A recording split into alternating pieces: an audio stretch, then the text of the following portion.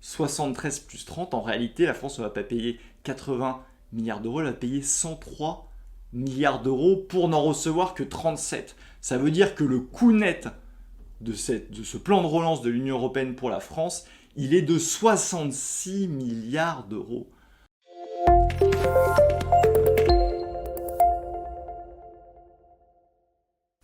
Bonjour à tous. Aujourd'hui, je voulais revenir avec vous sur le plan de relance de l'Union européenne. Vous vous dites certainement pourquoi parler encore du plan de relance de l'Union européenne, parce que vous savez que j'en ai déjà parlé abondamment. J'avais été d'ailleurs le premier à faire une vidéo pour expliquer dès la signature de l'accord en 2020 le lien très précis entre ce plan de relance et la réforme des retraites à venir. Évidemment, vous savez qu'on y est, mais je voulais vous parler aujourd'hui d'informations exclusives sur, au final, je suis retourné dans le dossier, j'ai analysé toutes les composantes, et c'est pour vous annoncer que le coût que j'avais estimé à l'époque, le coût d'ailleurs qui était annoncé partout, va être finalement bien supérieur, le coût évidemment pour la France, à ce qu'il était, à ce dont on se doutait environ à l'été 2020. Alors, vous vous dites certainement quelles sont toutes les composantes, et après on va revenir et je vais vous expliquer une nouvelle fois rapidement, même si je vais vous orienter vers l'autre vidéo plus spécifique, le lien entre retraite et plan de relance de l'Union européenne. Qu'est-ce que c'est en fait que ce plan de relance de l'Union européenne? C'est un plan qu'ils avaient appelé Next Generation ou Next Gen UE. Donc voilà, l'idée c'était de se dire, rappelez-vous, il y a le Covid-19 qui est là, on va devoir faire un plan de relance massif pour relancer les économies européennes. Dès le début, j'avais expliqué que c'était une arnaque pour la France, parce que d'après mes calculs, la France devait payer 80 milliards d'euros pour n'en recevoir que 40. Donc vous voyez bien qu'il y a un trou dans la raquette, ça veut dire que dans l'affaire, la France perdait 40 milliards d'euros. Et je trouvais ça d'autant plus stupide qu'à l'époque, la France pouvait emprunter à taux négatif, donc on aurait pu emprunter nous-mêmes 80 milliards d'euros et ça nous aurait coûté moins cher, mais non, vous connaissez l'obsession d'Emmanuel Macron pour tout ce qui est Union européenne, donc quitte à perdre de l'argent, il fallait quand même aller vers une solution européenne. Alors, pourquoi en fait ce coût va être en réalité bien supérieur à ces 40 milliards d'euros? Il y a deux dimensions évidemment là-dedans. Il y a ce que la France paye d'un côté et il y a ce que la France reçoit de l'autre. On va déjà s'orienter vers ce que la France reçoit parce que il y avait eu une première évaluation en 2021 après l'annonce de 2020 où déjà c'était plus 40 milliards d'euros, mais on nous expliquait en 2021 que la France allait recevoir 39,4 milliards d'euros. Vous savez que le gouvernement communiquait sur 40. Eh bien, il y a eu une réévaluation en 2022, c'est passé assez inaperçu, mais je vous mets évidemment le document. Bien dans cette affaire, la France ne va pas recevoir 39,4 milliards d'euros, mais elle va recevoir 37,4 milliards d'euros, donc on va dire 37 milliards d'euros. C'est 2 milliards d'euros de moins, donc c'est déjà évidemment un coût additionnel pour la France, ou du moins une recette en moins pour la France. Et il faut savoir que ces 2 milliards d'euros, la France est le pays qui perd le plus dans ce nouveau calcul. Donc c'est encore un cadeau d'Ursula von der Leyen à la France, et là-dedans, évidemment, Emmanuel Macron, le gouvernement, n'a pas bronché. Ça, c'est pour la partie des recettes. Et maintenant, il y a la partie des coûts. Alors, il faut savoir comment est constitué ce plan. C'est un plan global. Alors, à la base, on nous avait dit que c'était 780 milliards et des poussières. Ça a été réévalué avec l'inflation. Maintenant, le plan Next Generation UE, c'est 807 milliards d'euros. Là-dedans, il y a une dimension des prêts. Je n'en parle pas, même s'il y a un risque financier pour la France, que les prêts que les pays vont souscrire sont censés être remboursés. La France ne souscrit pas à ces prêts-là. En revanche, il y a la partie de ce qu'on appelle les subventions. Ça, c'est 338 milliards d'euros. Et tout ce qui est autres programmes qui sont dans le package général pour 83 milliards d'euros. Donc en fait, la France va payer directement pour un total de 421 milliards d'euros. Enfin, le coût Union européenne, c'est 421 milliards d'euros. Vous le savez sans doute, comme toutes les dépenses d'ailleurs de l'Union européenne, ce n'est pas de l'argent magique qui vient de nulle part. Les dépenses de l'Union européenne, ce sont les dépenses des États, et donc c'est en l'occurrence la France pour chaque dépense de l'Union européenne, que ce soit pour donner à la Turquie pour maintenir les migrants, que ce soit tout l'argent, les milliards d'euros qu'on donne à l'Ukraine, à chaque fois, la France paye 17,4% de ce montant total. Donc vous savez compter, 421 milliards d'euros, 17,4%, ça veut dire que le coût direct en capital de remboursement de cet emprunt pour la France, ça va être de 73 milliards d'euros.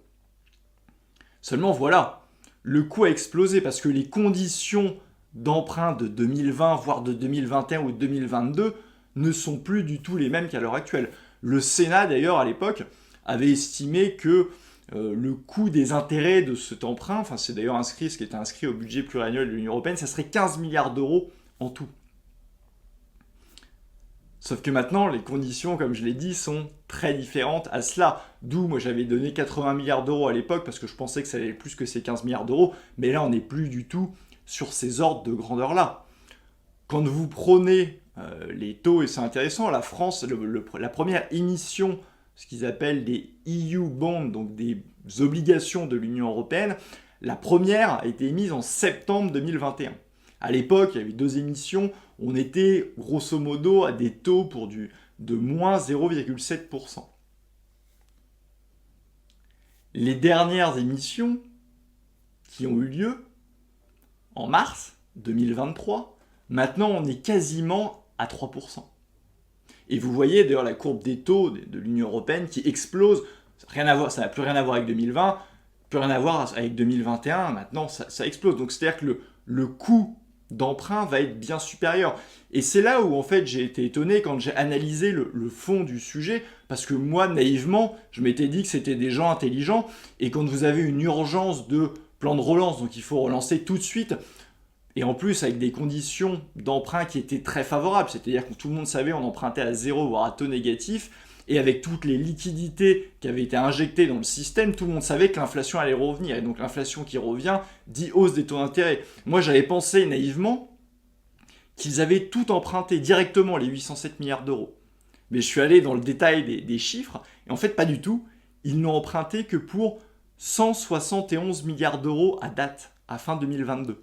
Donc c'est-à-dire qu'il reste 636 milliards d'euros à emprunter.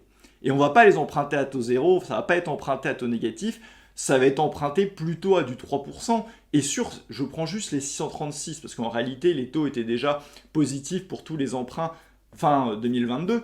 Si vous prenez ça et que vous mettez, disons, allez, un taux de 2,5, je suis généreux, on est au-dessus, avec une moyenne d'emprunt de 20 ans, alors qu'on sait que ça va jusqu'à 30 ans, en fait, les emprunts de l'Union européenne. Ben, si vous prenez ça, ça veut dire que le coût financier des emprunts n'est plus du tout de 15 milliards d'euros comme ça avait été estimé à l'époque au niveau de l'Union européenne, mais de 173 milliards d'euros. Et comme vous savez maintenant qu'à chaque fois la France paye 17,4%, ça veut dire que c'est 30 milliards d'euros d'intérêt sur la dette que la France va payer pour l'Union européenne. Vous savez maintenant, 73 plus 30, en réalité, la France ne va pas payer 80 milliards d'euros, elle va payer 103 milliards d'euros pour n'en recevoir que 37. Ça veut dire que le coût net de ce plan de relance de l'Union européenne pour la France, il est de 66 milliards d'euros. 66 milliards d'euros. C'est absolument colossal, c'est un trou énorme pour les finances publiques. Il faut le savoir, enfin, à l'heure où le gouvernement nous donne des leçons sur la bonne gestion, nous explique qu'il faut absolument résorber le trou des retraites. C'est le même gouvernement qui fait un budget avec 165 milliards de déficit public pour l'année 2023 encore. Et il faut voir la quantité de dettes ahurissante qui a été faite sous Macron. Je disais souvent, on disait que Macron c'était le Mozart de la finance. Moi je dis que c'est le Beethoven de la dette en réalité Macron. Jamais un président n'avait autant endetté la France comme l'a fait Emmanuel Macron. Et ce coup-là, et pourquoi au fait je fais de ce lien avec la réforme des retraites, c'est vous dire l'arnaque de ce plan de relance-là. C'est-à-dire que ça va coûter en net 66 milliards d'euros au bas mot à la France. Nous n'avons pas la libre utilisation des 40 qui sont maintenant 37 milliards d'euros qui nous reviennent. Et en plus de ça, dans le plan de relance, il était mis explicitement qu'il y avait des réformes qui étaient exigées en contrepartie. Et ça, je le martèle, je le dis, vous pouvez le retrouver dans ma vidéo d'ailleurs, qui est très précise, très détaillée sur le piège de l'Union européenne. Le lien est explicite, le lien est évident. Tout simplement parce que dans l'accord même, il était mis que les fonds seraient débloqués si les plans de résilience, donc les plans de gouvernement, les plans budgétaires, étaient en cohérence avec les dites recommandations de l'Union européenne. Il y a eu un communiqué de presse un mois plus tard de la Commission européenne elle-même qui était bien plus précise et qui nous disait qu'en réalité, ce sont les recommandations 2019 et 2020 qui étaient visées. Si vous prenez les recommandations de 2019, il y avait la réforme de l'assurance chômage, dont j'avais parlé d'ailleurs aussi à l'époque, et il était mis que la France devait aussi mettre en œuvre une réforme des retraites dès que les conditions économiques le permettront.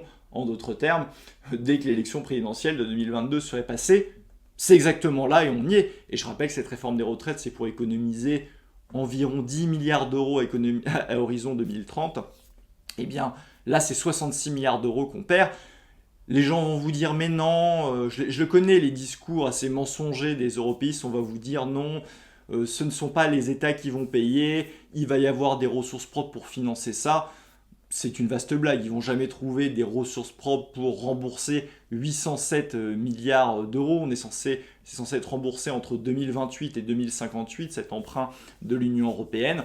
Et le rapport du Sénat dont je parlais tout à l'heure, quand je parlais des 15 milliards d'euros d'intérêt, dit lui-même que, en l'absence d'accord pour les ressources propres, et on y est très loin, ce sont les États membres qui vont payer. Et quand bien même il y aurait des ressources propres, je rappelle à chaque fois qu'une ressource propre de l'Union européenne, ça ne veut absolument rien dire, puisque en réalité, on siphonne les bases fiscales des États nationaux. Il est évident que la base fiscale, par exemple, de la France est bien plus importante que celle du Portugal ou celle de la Roumanie. Donc la France surpaye, comme dans toute dépense de l'Union européenne, la France surpaye à chaque fois. Et en fait, c'est quelque part une recette qu'on pourra avoir au niveau national qui est à chaque fois mis au niveau de l'Union européenne et on pille la France comme cela. L'Union européenne, ça ne marche que comme ça. C'est la France qui paye à chaque fois et l'Union européenne nous coûte un pognon de dingue. Écoutez, j'espère en tout cas que cette vidéo vous a plu. Je pense que c'est très, très important. Si elle vous a plu, je vous invite comme d'habitude, mettez un pouce vers le haut, c'est très important. Commentez, c'est important. Pour le référencement, il faut le faire. Vous pouvez, quand vous vous abonnez aussi à cette chaîne, n'hésitez pas à mettre la cloche pour être averti de toutes les nouvelles vidéos que je ferai. Et si, comme moi, comme nous, vous partagez le combat qui est celui pour que la France reprenne le contrôle, eh bien, évidemment, je vous invite à adhérer à Génération Frexit. Vous avez le lien qui est en description et je vous dis à très bientôt.